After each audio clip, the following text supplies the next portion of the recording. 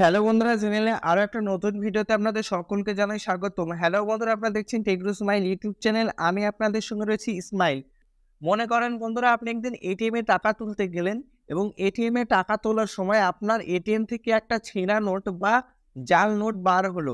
সেক্ষেত্রে বন্ধুরা আপনি কি করবেন? তো প্রথমেই বন্ধুরা, আপনি যে ব্যাংকের এটিএম এর থেকে টাকা তোলেন না কেন, তো যদি আপনাদের ফাটা নোট বা আপনাদের জাল নোট বার হয়, সেক্ষেত্রে বন্ধুরা আপনি ঘাবড়িয়ে যাবেন না। খুব সহজেই বন্ধুরা আপনি সেই টাকাটা এক্সচেঞ্জ করতে পারবেন। তো বন্ধুরা, আপনাদের যে ব্যাংকেরই অ্যাকাউন্ট থাক না কেন, খুব সহজেই আপনি সেই টাকাটা এক্সচেঞ্জ করে নিতে পারেন। মনে করেন বন্ধুরা, আপনার একটা এসবিআই অ্যাকাউন্টে সেভিং অ্যাকাউন্ট রয়েছে এবং সেই অ্যাকাউন্টে একটি এটিএম রয়েছে। তো আপনি একদিন এটিএম এ থেকে টাকা তুলতে গেলেন এসবিআই এর এটিএম এ। তো যদি আপনাদের ধরেন ছেঁড়া নোট বার হলো, সেক্ষেত্রে বন্ধুরা আপনি দেখবেন এটিএম এ ক্যামেরা লাগানো থাকে। তো যে ব্যাংকেরই এটিএম হোক না কেন, সেটা পাঞ্জাব ন্যাশনাল ব্যাংকেরও যদি হয়, ব্যাংক অফ ইন্ডিয়ারও যদি এটিএম কার্ড হয়, সেক্ষেত্রে বন্ধুরা প্রত্যেকটা এটিএম কার্ডে ক্যামেরা লাগানো থাকে।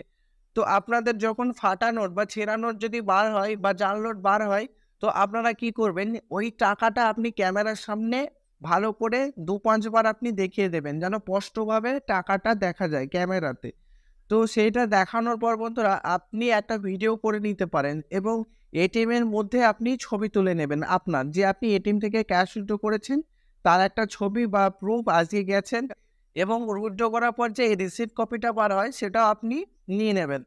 তো বন্ধুরা, সবকিছু কালেক্ট করে নেওয়ার পর আপনি চলে যাবেন আপনার ব্যাংকে। তো যে ব্যাংকের আপনার অ্যাকাউন্ট খোলা আছে, ধরেন আপনার এসবিআই ব্যাংকে একটা সেভিং অ্যাকাউন্ট রয়েছে, সেই ব্যাংকের ব্রাঞ্চে আপনি চলে যাবেন।